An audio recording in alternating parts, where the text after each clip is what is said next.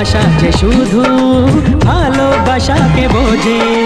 তুমি শুধু তুমি নিয়ে আমি, তুমি শুধু তুমি নিয়ে আমি, এই তো জীবন।